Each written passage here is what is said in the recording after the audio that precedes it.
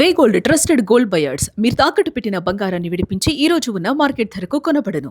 ఒక్క ఆంధ్రప్రదేశ్ తప్ప, ఒక్క ఆంధ్రప్రదేశ్లో ఉన్న రాజకీయ పార్టీలు తప్ప ఏదైతే డీలిమిటేషన్ బిల్లు ఉందో ఆ బిల్లును వ్యతిరేకించడంలో దక్షిణాదిన ఉన్న ఎన్డీయేతర ఎంపీలంతా ఒక్కతాటిగా తమ స్వరాన్ని వినిపించారు. పార్లమెంట్లో చాలా బలంగా తమ గళాన్ని వినిపించారు. ఒక ఆంధ్రప్రదేశ్లో ఉన్న తెలుగుదేశం పార్టీ, జనసేన పార్టీ, ప్రతిపక్షంలో ఉన్న వైసీపీ కూడా ఎన్డీఏకి మద్దతుగా నిలబడింది. ఎన్డీఏకి అనుకూలమైన ఓట్లు వేసింది. దక్షిణాది రాష్ట్రాల ప్రయోజనాల పట్ల ఎప్పుడు కూడా ఆంధ్రప్రదేశ్ నుంచి ఎటువంటి వాయిస్ వినిపించలేదు. దక్షిణాది రాష్ట్రాలకు అన్యాయం జరుగుతుందంటూ తెలంగాణ ముఖ్యమంత్రి రేవంత్ రెడ్డి లేవనెత్తిన తన గొంతుకు కనీసం విమర్శలు కాదు, కనీసం సమాధానం కూడా చెప్పలేదు. ఆంధ్రప్రదేశ్కి చెందిన మూడు రాజకీయ పార్టీలు, తెలుగుదేశం కావచ్చు, జనసేన కావచ్చు, అలాగే వైసీపీ కావచ్చు. ఈ మూడు రాజకీయ పార్టీలు పార్లమెంట్లో దక్షిణాది గొంతుకు విరుద్ధంగా కనిపించాయనే చర్చ ఇప్పుడు రాజకీయ వర్గాల్లో కొనసాగుతుంది. ఎందుకంటే 50% ప్రకారం సీట్లు పెంచుతామని బిల్లులో ఎక్కడా బీజేపీ చెప్పలేదు. ఓరల్గా బయట చెప్తున్నారు తప్ప బిల్లులో ఎక్కడ పొందుపరచలేదు. 2011 జనాభా లెక్కల ప్రకారమే దక్షిణాదిన సీట్లు పెరుగుతాయని చెబుతూ వచ్చారు బిల్లు వీగిపోయే వరకు.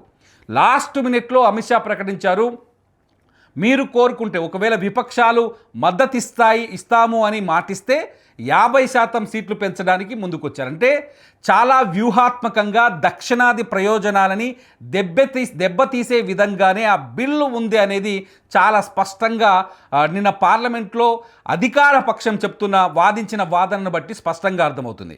ఆ వాదనకి దక్షిణాది నుంచి చాలా బలంగా గళాన్ని కలిపారు.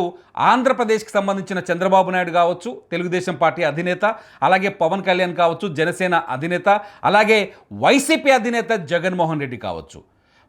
ఎన్డీఏ కూటమి మోదీ వాదనని బలపరిచి దక్షిణాది విషయంలో వాళ్ళు పెద్దగా తమ గొంతును వినిపించలేకపోయారనే విమర్శ చాలా స్పష్టంగా ఉంది. అంతేకాదు బిల్లు వీగిపోయిన తర్వాత కూడా, బిల్లు ఎందుకు వీగిపోయింది ఒకసారి ఆలోచిస్తే, ఈ వీడియో చూస్తున్న వాళ్ళు కావచ్చు, ప్రేక్షకులు కావచ్చు, బిల్లు ఎందుకు వీగిపోయింది? 131వ రాజ్యాంగ సవరణకు మహిళా రిజర్వేషన్ బిల్లుతో పాటు డీలిమిటేషన్ బిల్లును కూడా లింక్ చేసి తీసుకురావటం వల్ల అక్కడ ఆ రాజ్యాంగ సవరణ బిల్లుని ఓడించాల్సిన పరిస్థితి వచ్చింది. నిజానికి అన్ని రాజకీయ పార్టీలు, దక్షిణాదిన కావచ్చు, ఉత్తరాదిన కావచ్చు, నార్త్ ఈస్ట్ పార్టీలు కావచ్చు, అన్ని రాజకీయ పార్టీలు మహిళా రిజర్వేషన్ బిల్లుకి అనుకూలంగానే ఉన్నామని చాలా స్పష్టంగా ప్రకటించారు. కానీ మహిళా రిజర్వేషన్ బిల్లుని, డీలిమిటేషన్ బిల్లుని, కేంద్రపాలిత ప్రాంతాలకు సంబంధించిన సీట్ల పెంపు బిల్లుని రాజ్యాంగ సవరణకి ప్లాన్ చేయడంతో ఆ సవరణ అంశం సభలో వీగిపోయే పరిస్థితి ఏర్పడింది.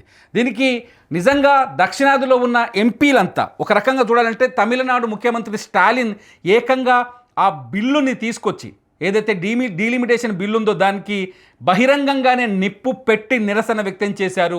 వాళ్ళ ఎంపీలు నల్ల జెండాలు పట్టుకున్నారు. ఎన్నికల్లో ఇంత బిజీగా ఉన్నా పార్లమెంట్కి తమ ఎంపీలందరినీ 38 మంది ఎంపీలను పంపించి స్టాలిన్ దక్షిణాది గళాన్ని బలంగా వినిపించగలిగారు. కేరళ ఎంపీలు కూడా దక్షిణాది గళాన్ని వినిపించి బిల్లుని వ్యతిరేకించారు. తెలంగాణ నుంచి 9 మంది కాంగ్రెస్ ఎంపీలు, అట్లాగే కర్ణాటక నుంచి 9 మంది కాంగ్రెస్ ఎంపీలు సభలో నిన్న కీలక పాత్ర పోషించారు. తెలంగాణ నుంచి యాదాద్రి భువనగిరి ఎంపీ చామల కిరణ్ కుమార్ రెడ్డి స్పీచ్, సభలో ఆయన భాషణం చూస్తే మనకు స్పష్టంగా అర్థమవుతుంది. అట్లాగే వరంగల్ ఎంపీ కడియం కావ్య వాయిస్ వింటే మనకు స్పష్టంగా అర్థమవుతుంది తెలంగాణ నుంచి.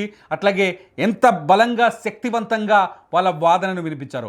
అట్లాగే తమిళనాడు నుంచి డిఎంకే ఎంపీ రాజా మాట్లాడిన తీరు చూస్తే స్పష్టంగా మనకు ఎంత బలంగా బిల్లును వ్యతిరేకించారో అర్థమవుతుంది. కేరళ నుంచి కేసీ వేణుగోపాల్ వాళ్ళ చాలా స్పష్టంగా, ఎవరైతే BJP MP, Bengaluru BJP MP Surya మాట్లాడిన మాటలతో పాటు ప్రతి ఒక్కదాన్ని బలంగా సమాధానం డీలిమిటేషన్ బిల్లుని చాలా స్పష్టంగా వ్యతిరేకిస్తూ వచ్చారు. సిద్ధరామయ్య కావచ్చు, లేకపోతే పినరయి విజయన్ కావచ్చు, రేవంత్ రెడ్డి గురించి కొత్తగా చెప్పాల్సిన అవసరం లేదు.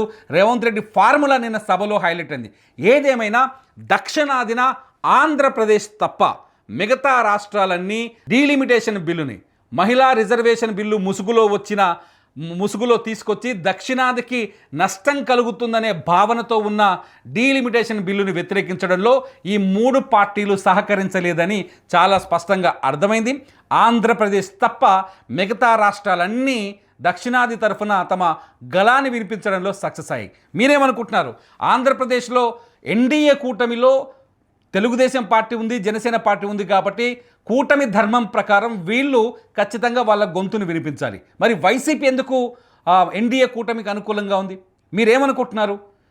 ఆంధ్రప్రదేశ్ నుంచి సీట్ల విభజన పట్ల వ్యతిరేకత కానీ దక్షిణాది గొంతును కానీ వినిపించకపోవడం పట్ల మీ అభిప్రాయం ఏంటి? ఈ వీడియో కింద కామెంట్ చేయండి. పొలిటికల్ అప్డేట్స్ కోసం చూస్తూనే ఉండండి. It's UTV. నా పేరు తిరుమల్.